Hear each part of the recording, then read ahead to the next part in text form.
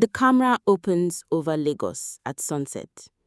The Lekki skyline glows beneath a golden-orange sky. Cars move along the roads. Luxury SUVs pass through gated estates. The lights of Victoria Island begin to sparkle in the distance. Inside a beautiful modern apartment in Lekki, a ring light illuminates Amara's face. She smiles directly into her camera. Hey guys! She adjusts her hair. Welcome back to my channel. Her husband Daniel sits quietly at the dining table behind her, eating dinner. Amara turns toward him. Baby, say hi to my followers. Daniel looks up. Hi. Amara laughs. That's it? Daniel smiles. What do you want me to say? She turns back to the camera. You see my husband, he doesn't like social media. Daniel shakes his head. Amara continues. But today, we're doing something different. She grins. Today, I'm going to test my husband's love. Daniel stops eating. Amara? She laughs. It's just content. Tola's voice comes from behind the camera. Girl, this one will blow. Amara smiles. Daniel looks uncomfortable. He has no idea that this simple video will eventually destroy everything they built together. 3 years earlier, Amara and Daniel had looked like the perfect Lagos couple. Their wedding pictures were everywhere. Their honeymoon photos were beautiful. Their anniversary posts were even better. Whenever Amara uploaded pictures of them together, people flooded the comments. Relationship goals. God, when? Where can I find a man like Daniel? Amara loved reading those comments. She loved being admired. Daniel, however, cared about something else. His wife. He didn't care about followers. He didn't care about likes. He cared about coming home to Amara. Every evening, he asked about her day. Every morning, he kissed her forehead before leaving for work. And whenever she had an important content shoot, he helped her. Sometimes he carried her bags. Sometimes he drove her across Lagos. Sometimes he even appeared in her videos. But slowly, things began changing. Amara's account grew. 10,000 followers became 50,000. 50,000 became 200,000. Then she reached 500,000. Brands started contacting her. Restaurants invited her. Hotels offered free stays. Fashion companies sent clothes. Amara became obsessed. One evening, Daniel came home from work. He found Amara sitting on the couch, scrolling through comments. Baby? She didn't answer. Amara? I've been talking to you. Sorry. Daniel sat beside her. Can we have dinner? In a minute. You said that 20 minutes ago. She frowned. Daniel, please. He sighed. What's wrong? Nothing. She turned her phone toward him. Look at this comment. Daniel read it. Someone had written, Your husband looks like he doesn't even love you. Daniel laughed. People don't know us. Amara didn't laugh. Instead, she stared at the comment. Then an idea entered her mind. The next morning, Amara called Tola. I have an idea. Tola immediately became interested. What kind? Relationship prank. Tola's eyes widened. Go on. I want to pretend Daniel cheated. Tola stared at her. Are you serious? It's just a prank. Girl, we'll film his reaction. Tola slowly smiled. That could go viral. Amara smiled. Exactly. That evening, Amara placed her phone in the living room. She started recording. When Daniel entered, she was sitting silently on the couch. Baby? She didn't answer. Daniel looked concerned. What's wrong? Amara looked at him. Who is Sandra? Daniel froze. What? Sandra. I don't know any Sandra. Amara held up her phone. I saw the messages. Daniel stared at her. What messages? Amara began crying. Immediately, Daniel panicked. Amara, what happened? She pushed him away. Don't touch me. Daniel was confused. Baby, I don't understand. She continued crying. The camera captured everything. Finally, after several minutes, Amara shouted, Got you! Daniel stared at her. What? She burst into laughter. Tola jumped from behind the door. Prank! Daniel didn't laugh. His face became serious. You recorded this? Amara smiled. Of course. You made me believe my marriage was falling apart for a video. Amara, relax. No. He walked away. Amara watched him. She didn't understand why he was angry. To her, it was just content.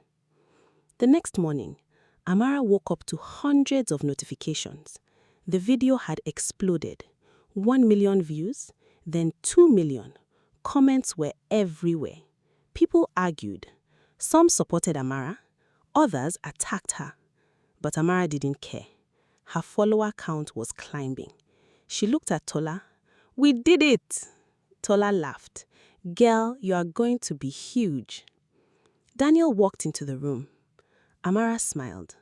Baby, we're trending. Daniel looked at her. Congratulations. There was no happiness in his voice. Amara's smile disappeared. You are still angry? Daniel didn't answer. He picked up his car keys. Before leaving, he said, One day, Amara, you are going to realize that not everything is content. She laughed nervously. You are being dramatic. Daniel looked at her. No, I'm warning you. Then he left. Amara rolled her eyes. She didn't know that those words would eventually come back to haunt her. Weeks passed. Amara discovered something. Videos involving Daniel performed better. Much better. Whenever she posted alone, she got good engagement. Whenever Daniel appeared, the numbers exploded. So, she began involving him more.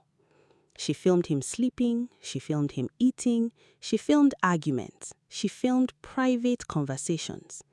One day, Daniel discovered that she had uploaded a video of him discussing his finances. He became furious. Why would you post this? It's not a big deal. You talked about my salary. People love transparency. Daniel stared at her. That's private. Amara shrugged. It's just money. No, Amara, it's my life. She walked away. You are becoming too sensitive. Daniel remained silent. One afternoon, Tola came to Amara's apartment. I have something bigger. Amara looked excited. What? A breakup. Amara laughed. Breakup? Yes. Ektola explained the plan. Amara would tell her followers that Daniel had left her. She would post emotional videos, she would cry, she would pack his clothes. Then after several days, they would reveal that it was all a prank. Amara loved it. That evening, Daniel came home. Amara was waiting. Baby, we need to talk. Daniel immediately knew something was wrong. What happened? I don't think this marriage is working. Daniel stared at her. What? I think we should separate. Daniel sat down slowly. Amara, she continued. I've been thinking about this for months. Daniel looked deeply hurt. Is there someone else? No. Then why? Because I'm tired. Tired of what? She looked away. You. Daniel became silent. For several seconds, neither spoke. Then Daniel stood. If that's what you truly want, I won't force you to stay. Amara's heart skipped. This wasn't how she had imagined it. But the camera was recording, so she continued. Maybe we should take a break. Daniel nodded. Okay. He walked into the bedroom. Amara expected him to beg. He didn't. He packed a small suitcase. Then he walked toward the door. Amara whispered, Daniel. He stopped. She almost confessed, but then she remembered the camera. Daniel looked at her one final time. You wanted this. Then he left. Amara posted the video. Within hours, it exploded. Millions of views, thousands of comments. Fans cried. People insulted Daniel. Others defended him. News pages began reposting the story. Brands contacted Amara. Her follower count crossed 1 million. She was thrilled. But Daniel never returned. Day 1, nothing. Day 2, nothing. Day 3, nothing. Amara called him. No answer. She sent messages. No response. She called again. Still nothing. She began to panic. Ektola tried to reassure her. He'll come back. But Amara wasn't convinced. She went to his office. The receptionist looked uncomfortable. Mr. Okoye hasn't been here. What? He resigned. Amara's heart stopped. Resigned? Yes. When? 3 days ago. She walked outside in shock. Her phone vibrated. A message had arrived from Daniel. You wanted space? I'm giving you space. Amara stared at the screen. For the first time, she realized something. Daniel wasn't acting. Weeks passed. Daniel disappeared completely. No social media, no calls, no messages. Then one evening, Amara received an invitation. A luxury charity event in Victoria Island. She attended. The ballroom was filled with wealthy businessmen, celebrities, influencers, and politicians. Amara walked inside wearing an elegant emerald green dress. Then she saw him, Daniel, standing beside Mr. Femi Adekunle. But Daniel looked different. He was wearing a perfectly tailored suit. He looked confident, powerful, important. Amara stared. Daniel? He turned. Their eyes met. He didn't smile. Mr. Femi looked at Amara. So, you're Amara? She frowned. You know me? Mr. Femi smiled. Everyone knows you. Then he turned to Daniel. Should I tell her? Daniel shook his head. No. Amara became suspicious. Tell me what? Daniel walked away. The next morning, Amara began investigating. She discovered that Daniel had resigned from his engineering job months earlier. But instead of becoming unemployed, he had joined a private investment firm. He had been quietly managing major construction projects across Lagos. Projects worth millions. The company was connected to Mr. Femi. Amara was stunned. But there was more. She discovered that Daniel had purchased property, several properties, including a luxury apartment in Victoria Island, a commercial building in Lekki, and a piece of land near the waterfront. Amara stared at the documents. How did I not know? Then she found something worse. Daniel had been building a company whose launch was scheduled for the following week, and the major investors were attending. Amara suddenly understood.